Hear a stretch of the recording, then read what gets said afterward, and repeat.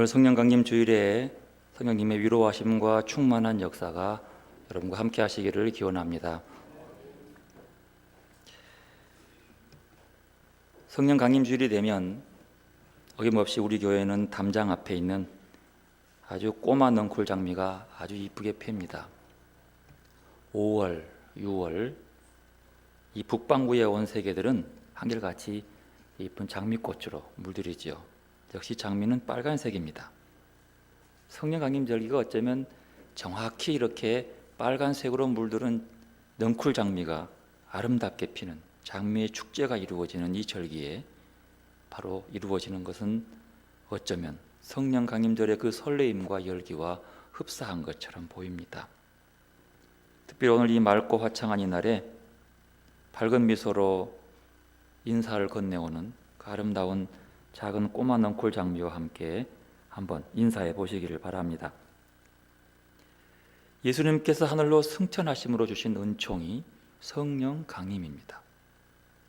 주님이 우리를 떠나서, 제자들을 떠나서 새롭게 주시는 복이 성령 강림이죠. 인격적이신 하나님께서, 그 성령님께서 우리 가운데 오셔서 위로와 풍성한 은혜를 우리에게 주시고 만져주시기 위해서 강림하셨습니다. 그리고 성령 강림은 이미 우리 가운데 일회적으로 벌써 이루어졌습니다. 하지만 우리에게 성령 강림은 일회적인 것에 반해 성령 충만은 지속적으로 계속 이루어져야 하는 사건입니다. 한 번으로 성령 충만한 것이 아니라 이 땅에 살아가는 동안 늘 성령 충만을 구하고 성령 충만한 삶을 살아가야 한다는 것입니다. 어떤 분은 이것을 내적 충만이라 얘기합니다. 내적 충만, 그보다 그 충만은 성령 충만으로 충분히 대신할 수 있습니다. 우리는 하나님 앞에 홀로 서서 성령님의 내재하심과 충만하심을 경험해야만 합니다. 성령의 내적 충만, 성령의 충만은 분위기로 충만해지지 않습니다. 성령 충만은 옆 사람의 기적적인 행동으로 충만이 이루어지지 않습니다. 성령 충만은 누구의 안수를 받고 성령 충만함을 물려받은 것도 아닙니다. 성령 충만은 오직 하나님과 나와의 1대1의 관계 속에서 지속적인 교통과 사귐이 어우러지면서 우리가 성령 충만하게 되고 또한 성령 충만의 삶을 살아가게 되는 것입니다. 그러므로 우리는 성령 충만함을 사모해야 합니다. 사람은 이 땅을 살아가면서 그 마음속 깊은 곳에 무엇인가 충만함으로 채워져 살아갑니다. 내 속에 채워진 것이 무엇이냐에 따라서 그의 삶이 달라져요. 남의 걸 훔치고 싶은 마음이 꽉 차 있으면 도둑질을 합니다. 탐욕이 꽉 차 있으면 남의 걸 훔칠 수밖에 없지요. 시기와 미움이 있으면 남을 틀림없이 해롭게 합니다. 우리가 그리스도로 충만하든 세상에 이런 못된 잡동사니로 충만하든 우리는 항상 우리 마음속에 뭔가 충만함을 채워서 살아가는 거지요. 기쁨과 감사로 충만하든지 불평과 짜증으로 충만하든지 그 충만한 삶으로 살아간다는 겁니다. 여러분은 가만히 돌아보시기 바랍니다. 여러분은 지금 무엇으로 충만합니까? 아니, 무엇으로 충만한 삶을 살고 싶습니까? 예수님께서 보내시는 성령의 충만을 사모해 보시기를 바랍니다. 한국교회는요, 성령의 역사하심에 대한 오해와 궁금증이 참으로 많이 갖고 있습니다. 교회가 성령의 능력 아래 있어야 함을 늘 강조하면서도 그 신앙의 사실성을 확정하지 못하는 경향이 있습니다. 성령 충만을 강조하지만 성령 충만한 삶의 모양이 별로 갖고 있지 못하다는 거지요. 예수 안 믿은 것도 말할 것 없고 기독교인들 가운데서도 성령의 역사심에 대한 아주 부정적인 견해를 나타내는 경우들이 많이 있습니다. 왜 그럴까요? 뭐가 문제일까요? 우리의 이성으로, 우리의 상식으로 받아들일 수 없는 현상들이 많기 때문입니다. 어쩌면 이런 막무가내식의 성령 충만의 모습은요, 신앙을 갖는데 역효과를 낼 수 있습니다. 왜일까요? 그것은 성령의 능력만 강조하다 보니까 성령이 말하는 그 인격, 성령의 열매에 대해서는 별로 관심이 없기 때문입니다. 성령의 힘만 사모하다 보니까 성령의 교통하심 가운데 일어나는 위로함, 상담자, 변호자, 증인, 돌보는 자, 이런 역할에 대해서는 이해하려고 하지 않고 그 성령의 충만함을 살려고 하지 않기 때문입니다. 성령님은 오셔서 예수님을 대신해서 우리를 가르치시고 예수님의 말씀을 생각나게 하는 역할을 한다고 오늘 본문은 기록하고 있습니다. 그리고 성령은 중요한 것은 진리의 영으로 온다고 하는 사실이에요. 진리의 영을 좀 한번 고민해 볼 필요가 있는 것이죠. 이것을 제대로 이해하지 못하니까 자꾸 외형적에 드러나는 성령의 능력만을 강조한다는 거죠. 그러니까 성도가 성도답지 못하고 교회가 교회답지 못하는 경우가 많이 생긴다는 것이죠. 교회가 교회답게 되려면 성령의 역사하심 가운데서 예수 그리스도를 발견하고 예수님과 함께하고 예수를 바라보는 체험을 하게 되는 것입니다. 그러면 왜 예수님께서 하늘나라로 가신 후에 성령을 보내주었을까요? 왜 성령을 주신 걸까요? 오늘 보면 7절에 말합니다. 내가 떠나는 것이 너희에게 유익이라.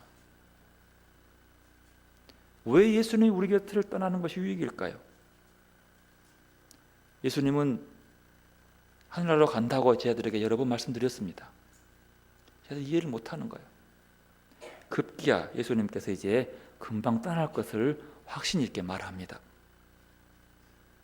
그 제자들은 상당히 두려웠어요. 예수를 위해서 모든 것들을 버려두고 희생시키고 따라왔던 그들인데 주님이 그들을 떠난다는 그 말 앞에 그들은 많이 두려웠습니다. 충격이 컸지요. 그때 주님 말합니다. 그들은 내가 떠나는 것이 유익이다. 왜? 내가 보혜사 성령을 너에게 보낼 것이니까 그렇게 얘기를 합니다. 오늘 본문이 포함되는 요한복음 16장은요, 특별히 요한복음 14장, 15장, 16장은 예수님께서 세상을 떠나시기 전에 그들에게 하신 마지막 고별 설교예요. 마지막에 하는 유언 같은 얘기입니다. 그리고 요한복음 17장은 그들을 위해서 기도해 주는 기도 내용이에요. 14, 15, 15장은 아주 특별한 의미를 갖고 있는데 이 고별 설교는요, 마태, 마가, 누가복음에는 없어요. 공관복음에는 없고 유일하게 요한복음만 기록되어 있습니다. 왜 그러냐 그러면요, 일반적으로 공관복음, 마태, 마가, 누가복음과 요한복음은 그 글을 쓰는 목적이나 방식이 서로 다릅니다. 같은 것처럼 보이지만 상당히 달라요. 공관복음은 예수님의 말씀과 사역을 역사적으로 기록하려고 하는데 목적을 두었어요. 그래서 방법도 역사적인 기록들을 쭉 기록하려고 순서를 맞춰갑니다. 근데 비해서 요한복음은 역사적인 기록을 큰 테두리 속에 집어넣고 그 속에 신앙과 신학적 의미와 목적을 밝히는 데 있는 거예요. 그래서 특별히 요한복음은 예수가 그리스도라고 하는 그리스도론적인 것들을 많이 강조하고 있는 거죠. 그러니까 우리가 요한복음을 읽을 때는요, 특별히 오늘 본문 14, 15, 16장을 읽어갈 때는 예수님의 고별 설교에서 신앙적인 문제로 읽어보아야지 이걸 역사적인 사건으로 배열시켜버리면 그 속에 이게 잘 이해가 안 되는 거예요. 그래서 공관복음을 바라보는 관점과 요한복음을 읽는 관점은 조금씩 달라야 하는 겁니다.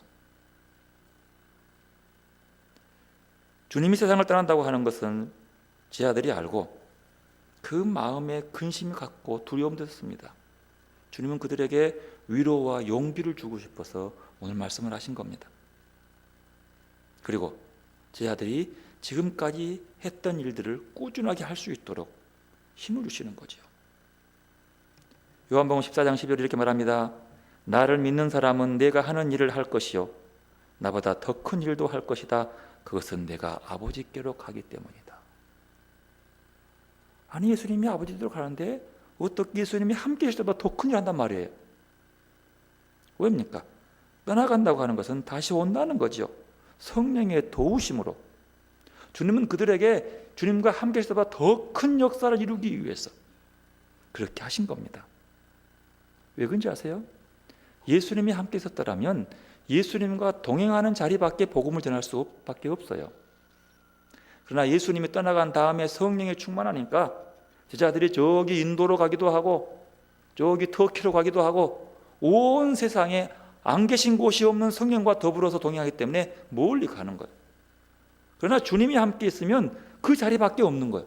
늘 예루살렘만 있고 갈릴리만 있고 멀리 갈 수 없는 거예요. 그러니까 더 큰 일을 한다, 그런 뜻이죠. 여러분, 예수를 믿는다고 하는 것은요, 주님의 일을 자기의 일로 알고 행하는 것입니다. 그래서 성경은 행함이 없는 믿음이 죽은 믿음이라고 합니다. 예수를 믿는다고 하는 것은 예수의 손과 발이 되어서 사는 것, 그분의 몸이 되어서 사는 것이 곧 신앙 생활입니다. 예수님은 남길 제자들을 격려하십니다. 이는 보혜사 성령이 오셔서 예수님이 있을 때보다 더 큰 일을 할 것이라고. 여기서 더 큰 일을 할 것이라고 하는 것에 대해서 착각하는 사람들이 많이 있어요. 아니, 착각이 아니라 왜곡한 사람들이 많이 있어요. 여기서 큰 일을, 예배당을 크게 짓고 이러저러한 시설들을 갖추고 먼 사람들이 바라볼 때 큰 역사를 행하는 것을 성령께서 큰 일을 행하게 하신 것이라고 곡해하는 사람들이 많습니다. 만약에 여기서 더 큰 일이라는 것들을 예수님 시대보다 더 큰 성전을 짓고 더 큰 사람 보기에 화려한 일을 행하는 것으로 안다면 그 교회와 그 성전은 하나님이 존재하지 않습니다. 결코 사람 보기에가 아니라 하나님 보기에입니다. 믿음이라고 하는 것은 예수님을 바라보고 그분의 뜻을 따라 순종하는 것이고 그분이 원하는 것을 하는 것이 믿음입니다. 그게 신앙의 생활인 거죠. 그러나 이것을 우리 마음대로 할 수 있습니까? 육신은 원이로되 할 수 없습니다. 성령의 도움만이 가능한 겁니다. 그러므로 성령의 도움은 더 큰 일을 하는데 그 더 큰 일의 중심은 뭡니까? 복음 증거를 한다는 사실이죠. 또한 보혜사가 할 일로 죄와 의와 심판에 대해서 눈을 뜨게 합니다. 이것은 예수 그리스도의 사건이 변화하는 세상에서 무의미한 사건이 되지 않도록 하기 위한 것이죠. 변화의 사건.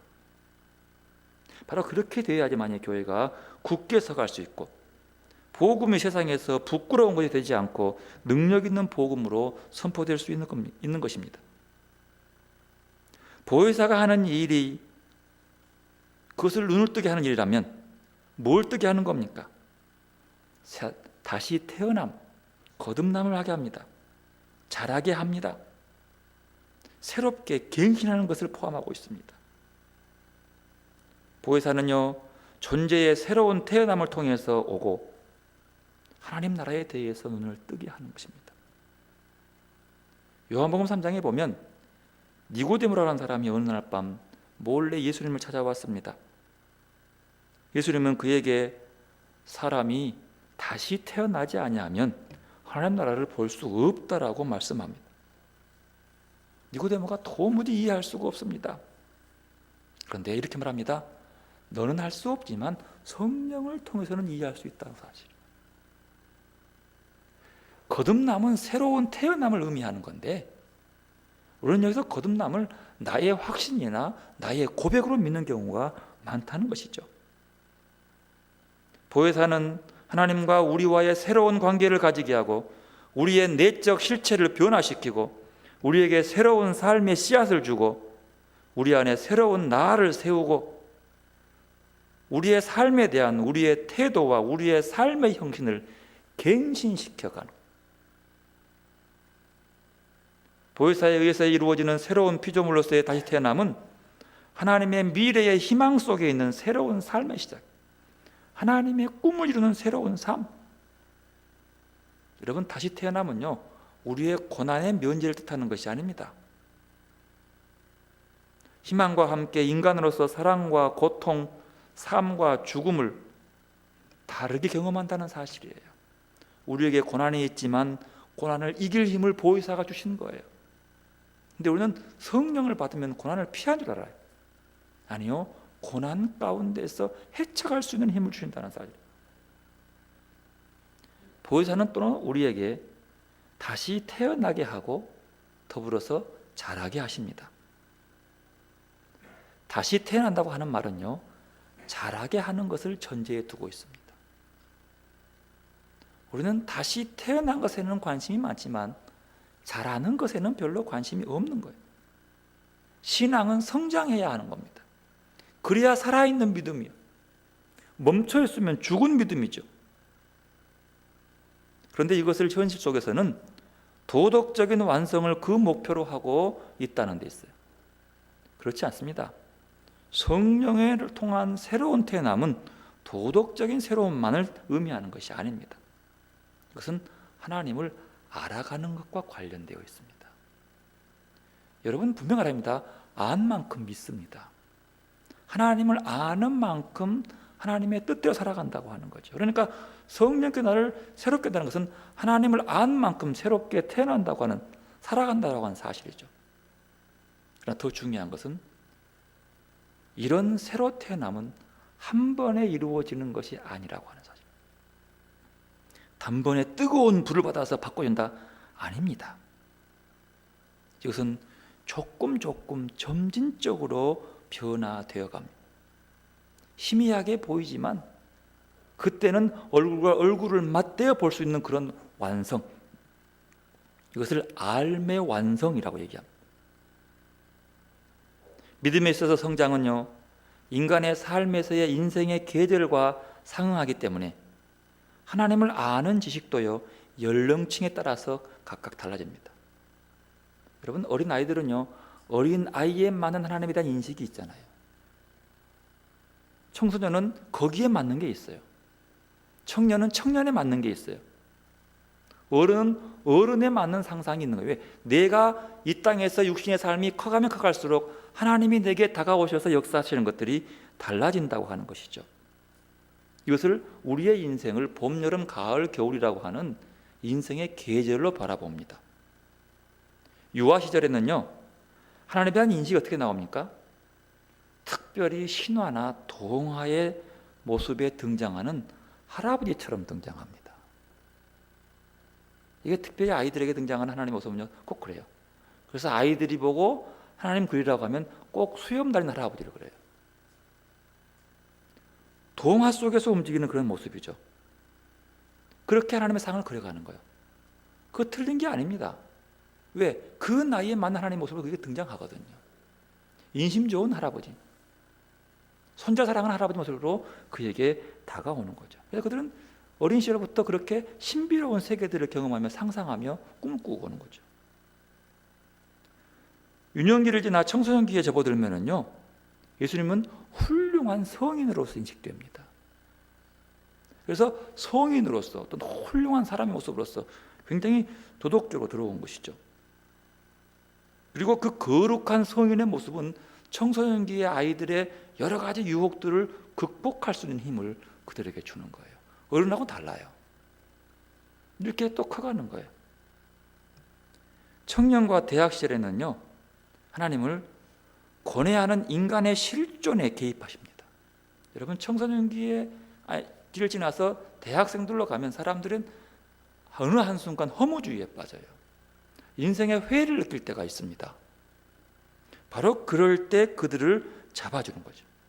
그리고 굉장히 청년기 때의 하나님에 대한 인상은 도덕적이요, 윤리적이요, 굉장히 강합니다. 그래서 윤리적인 부분을 조금만 이렇게 비춰나가면은 아주 틀어지는 모습이에요. 청년기 때의 윤리적인 부분이 상한 신앙인들을 보면 굉장히 거부감을 많이 느끼고 반항을 많이 하죠. 이렇게 한 인간이 성장해가는 인생의 과정 속에서 각 인생의 계절마다 하나님을 이해하고 받아들이는 것이 달라진다는 거예요. 그러면서 우리의 신앙이 성숙해 가는 거죠. 성장해 가는 거죠. 이것을 우리는 뭐요? 새롭게 태어난다고 하는 거예요. 그때마다 성령이, 여러분 유아기 때 성령이 도우셔서 하나님의 형상을 닮아주는 거예요. 우리가 자꾸 성령의 충만함과 성령의 것들을 내 무엇으로 보려고 하지만 내가 느끼고 오감으로 즐기는 것 이상으로 성령은 내게 개입하시고 나를 도우시고 있다는 사실을 여러분 믿어야 하는 겁니다.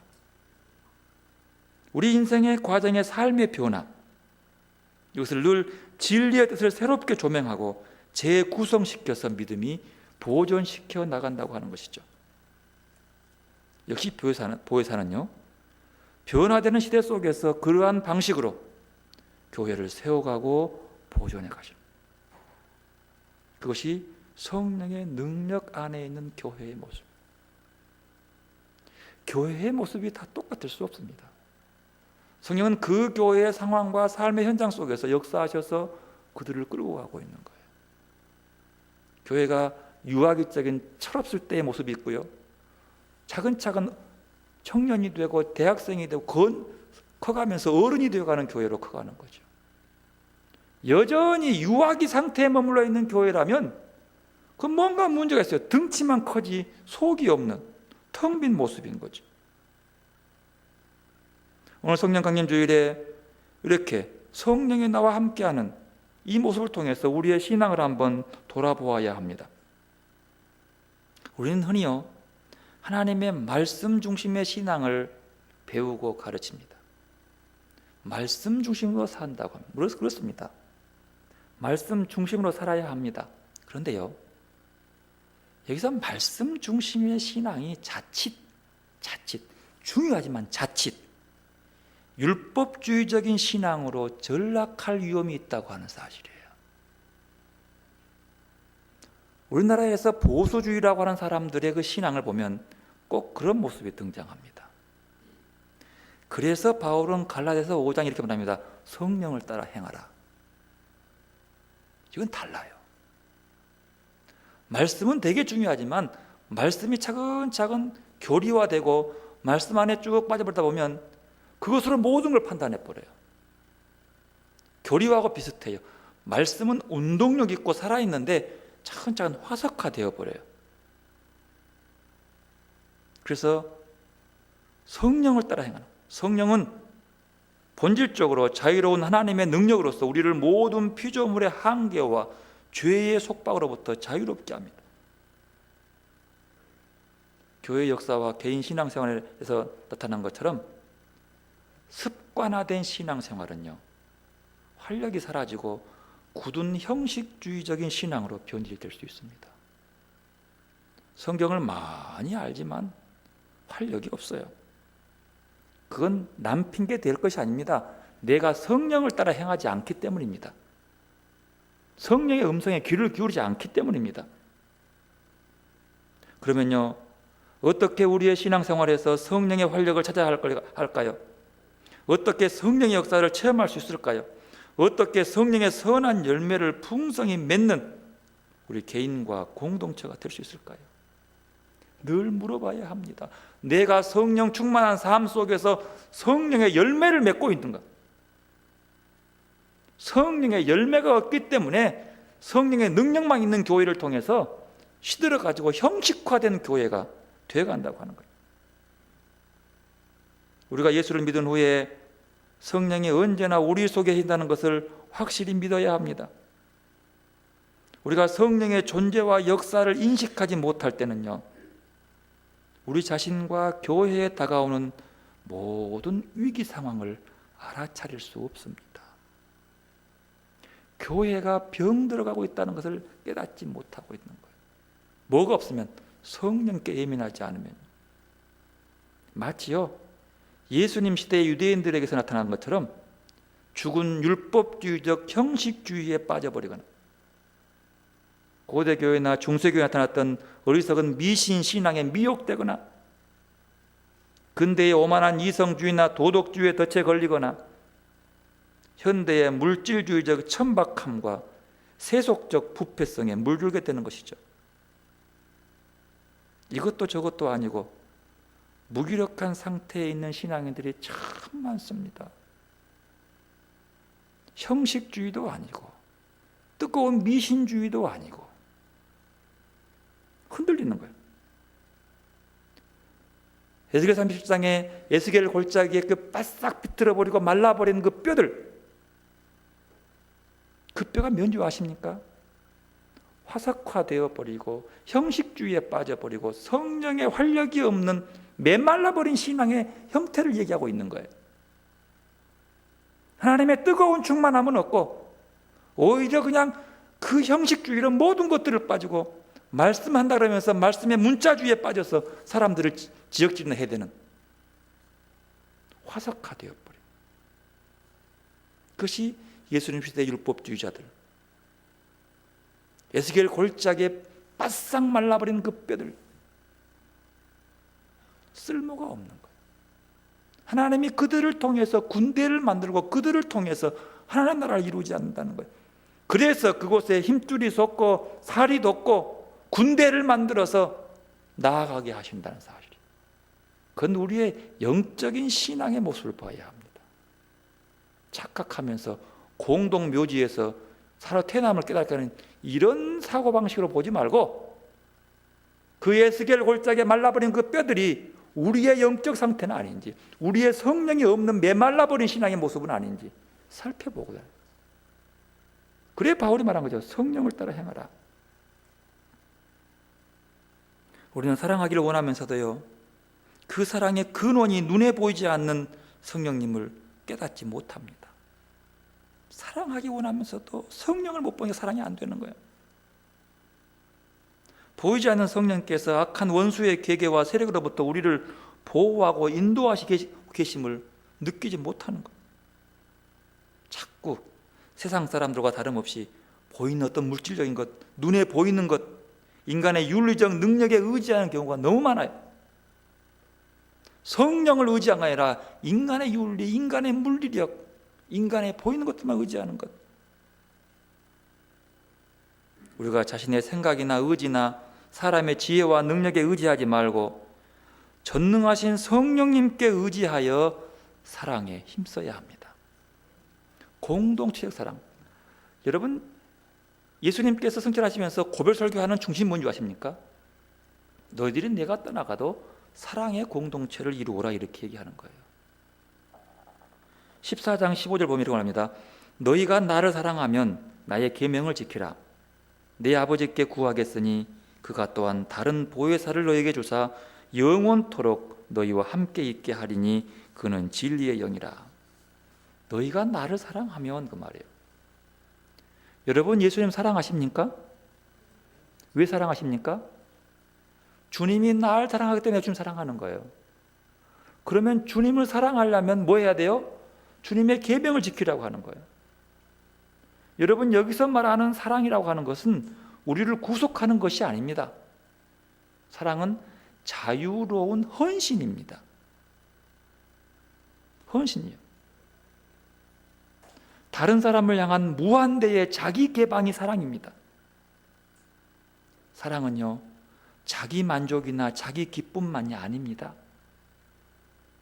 주님을 사랑한다고 하는 말은요, 항상 주님의 만족과 주님의 기쁨을 지향하는 거예요.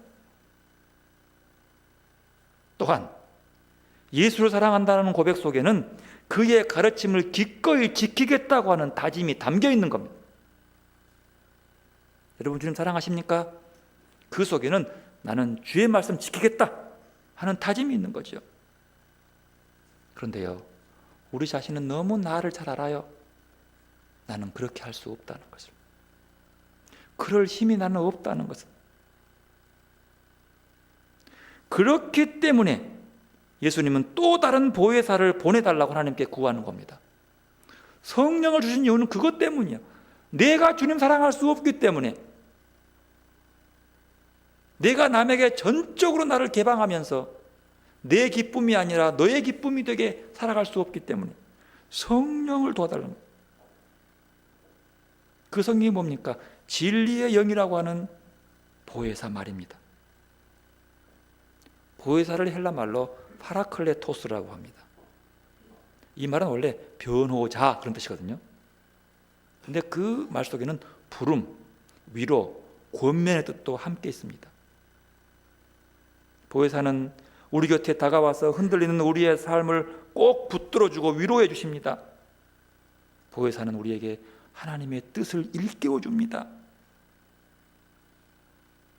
예수님은 오감으로 우리가 다 지각할 수 없지만 너무나 분명한 존재의 어떤 힘, 우리 속에 이미 작동하고 있는 그 힘, 여러분 그 힘 앞에 순종하시기를 바랍니다. 내 감각이 아니라 내 속에 있는 그 어떤 힘, 그 보이지 않는 그 손길, 그 밀어주는 그 뒤에 힘, 그게 우리에게 있다는 사실이에요. 그게 뭐예요? 성령의 힘이요. 그것을 구하고 사모한다는 거죠. 그러면 성령의 사역과 말씀과의 관계성이 무엇입니까? 성령은 자주 하나님의 말씀과는 상관없는 자유로운 행동할 것으로 생각하기 쉽습니다. 그러나 성령은 언제나 하나님의 약속과 함께 말씀을 따라 역사합니다. 그래서 하나님의 말씀을 볼 때는 늘 성령을 구하고 그 속에서 성령의 일하심을 함께 나누어야 합니다. 굉장히 중요합니다.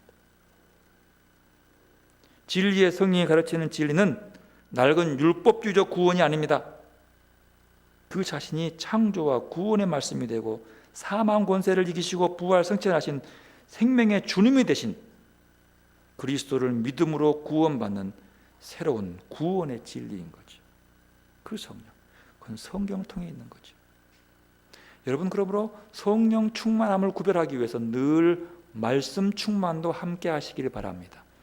말씀 충만한 사람, 그 말씀이 나를 지배하고 살게 하는 사람이 성령 충만한 사람. 그러나 그 성령 충만이 남을 지향하고 남을 판단하고 남을 정죄하는 데 사용한다는 것은 형식주의입니다. 진리의 성령은 초월적인 계시의 말씀으로 우리에게 다가온다는 사실입니다. 진리의 성령은 본질상 자유로우나 언제나 구원의 복음 진리를 따라 역사합니다. 건전한 성령 운동은 하나님의 구원의 말씀을 믿고 순종하며 거룩함을 이루는 데서부터 시작되는 것이기 때문입니다. 그래서 오직 성령의 열매는 그 열매를 맺게 하시는데 성령의 도움이 필요한 것이죠. 결론입니다. 믿음으로 의롭다함 받는 우리는 진리의 성령을 따라 살아야 합니다. 그러므로 성령을 따라서 행하시기를 바랍니다. 진리의 성령의 인도함 받는 삶이란 종교적 형식이나 습관을 넘어서서 성령의 임재와 인도함을 실감하며 증거하는 삶입니다. 이것은 모든 인간의 주관적 경험과 사색을 벗어나서 하나님의 말씀에 순종하고 그 결단하는 삶, 순종과 결단의 삶이 포함되는 것이죠. 그것은요, 현재적 고난 속에서 육칠의 소욕을 버리고 젖 그리스도적 세상의 핍박을 인내하면서 그리스도를 믿음으로 말미암아 거룩함에 입은 내적 변화, 삶의 변화를 현실화시키는 삶으로 살아가야 한다는 것. 사랑하는 성도 여러분, 우리 교회가 성령을 따라 행하는 교회이기를 소원합니다. 내 기쁨이 아니라 주님의 기쁨을 따라서 일할 수 있는 교회가 되기를 저는 소원합니다. 크고 화려한 일이 아니라, 사람 보기에 놀라운 일이 아니라 하나님 보시기에 기뻐하는 일들을 할 수 있는 그런 교회이기를 소원합니다. 그런데 문제는요, 우리가 할 수 있다는 게 아니에요. 할 수 없습니다. 오직 성령의 도움으로만 가능합니다. 더 나아가서 여러분의 개인의 삶 속에서도 내가 무엇을 하려고 하는 것이 아니라 성령이 할 수 있도록 성령께 비우시기를 바랍니다. 그리고 성령의 충만한 일을 할지라도 늘 주의 말씀에 비추어서 말씀의 약속의 말씀 붙잡고 담대하게 나가서 성령 충만한 삶으로 하나님께 영광을 돌리는 여러분들이 되시기를 바랍니다. 성령으로 세상을 살리는 여러분이 되시기를 바랍니다. 기도하겠습니다. 고마우신 하나님, 성령께서 강림하셔서 우리와 함께 하시고 우리의 삶 속에서 성령을 따라 살아갈 수 있도록 말씀하시오니 참으로 감사합니다. 기쁨 있는 교회가 성령 충만한 교회가 될 수 있도록 은혜를 베풀어 주시옵소서. 외적인 형식이 아니라 우리의 교회의 삶과 결단과 하는 일들이 성령을 따라 하는 것으로 충만한 교회가 될 수 있도록 은혜를 베풀어 주시옵소서. 우리 교회 온 교우들이 성령 충만한 삶을 따라가며 하나님을 기쁘시게 할 수 있도록 은혜를 베풀어 주시옵소서. 사람에게 인정받으려 하지 않고 하나님께 인정받는 성도가 될 수 있도록 축복하여 주옵소서. 성령 충만한 이 절기에 오직 성령 충만의 은혜와 기쁨이 넘치게 하여 주옵소서. 예수님의 이름으로 기도드리옵나이다. 아멘.